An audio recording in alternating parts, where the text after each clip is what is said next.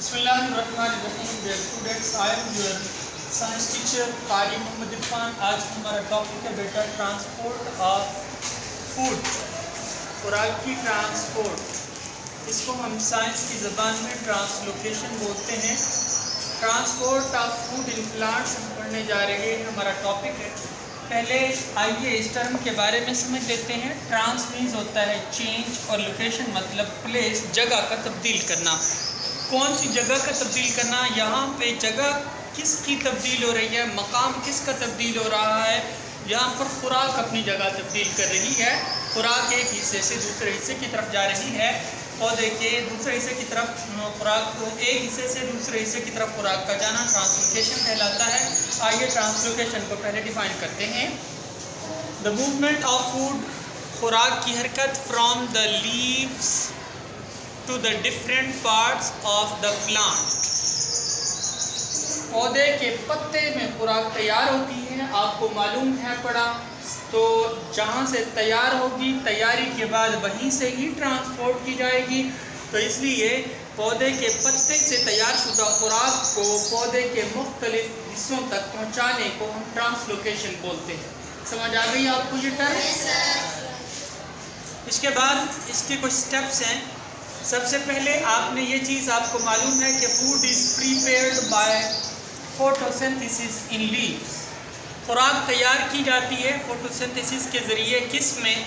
पत्तों में। और खुराक किस हालत में होती है? ग्लूकोज और सक्रोज की हालत में हो सकती है, और ये दोनों कार्बोहाइड्रेट्स की फॉर्म्स हैं। कार्बोहाइड्रेट्स क्या हैं? मीठे ऑर्गेनिक कंपाउंड्स को हम कार्बोहाइड्रेट्स बोलते हैं। यहाँ पर ग्लूकोज और सक्रोज कार्बोहाइड्रेट्स की एग्जाम्पल्स में शामिल हैं। अब आइए आगे देखते हैं पाथवे कौन सा है ट्रांसपोर्ट ऑफ फूड का। प्लांट के अंदर खुराक कैसे ट्रांसपोर्ट की जाती है। आइए डायग्राम की तरफ देखें। आपके पास ये एक स्ट्रक्चर है फ्लोएम का और ये जाइलम का। जाइलम के बारे में हम पहले पढ़ चुके हैं कि जाइलम जो है वो पानी की और मिनरल्स की ट्रांसपोर्ट में काम आता है, लेकिन आज हम पढ़ने जा रहे हैं फ्लोएम के बारे में। फ्लोएम का काम आपको याद होगा, the function of phloem is the transport of food. Phloem का फंक्शन जो है खुराक को ट्रांसपोर्ट करना है। आपको ये भी मालूम है कि खुराक कहाँ बनती है? लीफ में बनती है। लीफ में बनने के बाद खुराक को फ्लोएम को दिया जाता है। ये आपके पास स्ट्रक्चर जो बना है ये एक लीफ सेल है। लीफ सेल में ये खुराक तैयार हो रही है। खुराक तैयार होने के बाद जा रही है ये इस पाइप की तरफ। ये जो ब्लैक कलर का पाइप मैंने बनाया है इसको सीव ट्यूब एलिमेंट्स, ये सीव ट्यूब सेल्स बोलते हैं। यहाँ पर खुराक पहुँचाई जा रही है, और दरमियान में यहाँ ये लीफ सेल है जहाँ पर खुराक तैयार हो रही है, और ये आपके पास सीव ट्यूब एलिमेंट्स हैं। इनके दरमियान में ये जो ब्लैक कलर के सेल बनाए ये कंपेनियन सेल हैं। कंपेनियन कहते हैं साथी को, एसोसिएटेड को, जो मददगार हो। ये मददगार किस चीज़ का है? ये दरमियान में रास्ता है, दरमियान में ये एक मीडियम है, ज़रिया है खुराक के गुज़रने का। पत्ते से तैयार शुदा खुराक का कंपेनियन सेल से गुज़र कर किस में आना? सीव ट्यूब एलिमेंट्स में आना।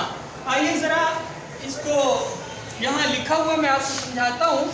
फूड फ्रॉम लीव्स, खुराक तैयार हो गई पत्ते में।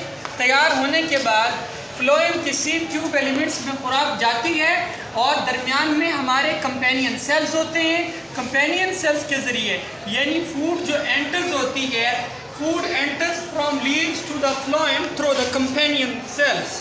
कंपेनियन सेल्स के ज़रिए खुराक जो है वो सीव ट्यूब की तरफ जा रही है। सीव ट्यूब में, सीव ट्यूब एलिमेंट्स में या सीव ट्यूब सेल्स में पहुंचने के बाद खुराक को पौधे के दूसरे हिस्सों की तरफ पहुंचाया जाता है। डायग्राम में देखें, ये आपके पास सीव ट्यूब है। ये वाला चौखटा समझ लें, ये वाला हिस्सा, ये दरमियान का जो हिस्सा है ये सीव ट्यूब एलिमेंट्स, ये सीव ट्यूब सेल्स का है।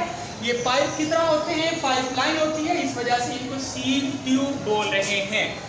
दरमियान में ये खुराक है। खुराक जो है इनके दरमियान ये पट्टियाँ बनी हुई हैं, ये देखें ये पट्टियाँ हैं, इनको सीव ट्यूब प्लेट बोलते हैं। सीव ट्यूब प्लेट्स होती हैं दरमियान में, यहाँ से खुराक होती हुई फिर कंपेनियन सेल्स ने इनको पहुंचा दिया रूट सेल्स तक।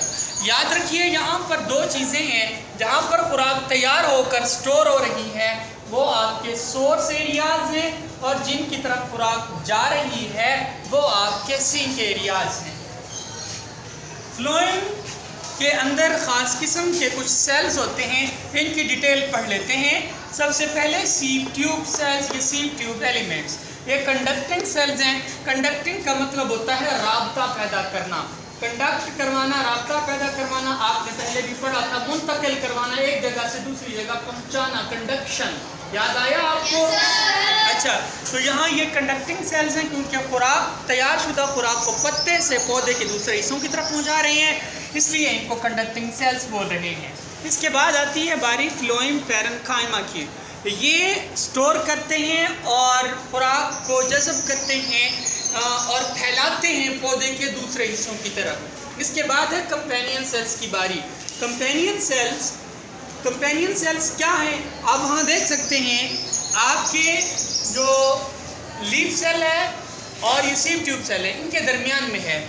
यहाँ से वाटर आ रहा है, ये वाटर जाइलम से आ रहा है, जाइलम से वाटर फ्लोएम में आता है, फ्लोएम का ये वाटर यहाँ पर कंपेनियन सेल्स में आता है ताकि खुराक डिज़ोल्व हो सके। खुराक गाढ़ी हालत में होती है, उसको पतला करके बहती हुई हालत में तब्दील किया जाता है पानी के ज़रिए, ताकि पौधे के दूसरे हिस्सों की तरफ पहुँचाई जा सके।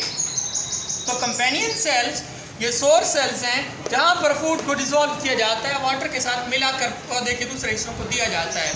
फिर आते हैं फ्लोएम फाइबर्स। फ्लोएम फाइबर्स होते हैं छोटे छोटे फ्लोएम के धागे।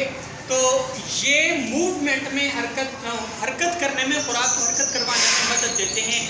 ये खुराक की ट्रांसपोर्टेशन थी, इसको ट्रांसलोकेशन ऑफ फूड बोलते हैं, या ट्रांसपोर्ट ऑफ फूड, यानी पौधे के पत्तों से तैयार शुदा खुराक को पौधे के दूसरे हिस्सों की तरफ पहुंचाना, इसे हम क्या बोलते हैं? ट्रांसलोकेशन। ओके बेटा, ये आज का हमारा लेक्चर था। Thank you so much.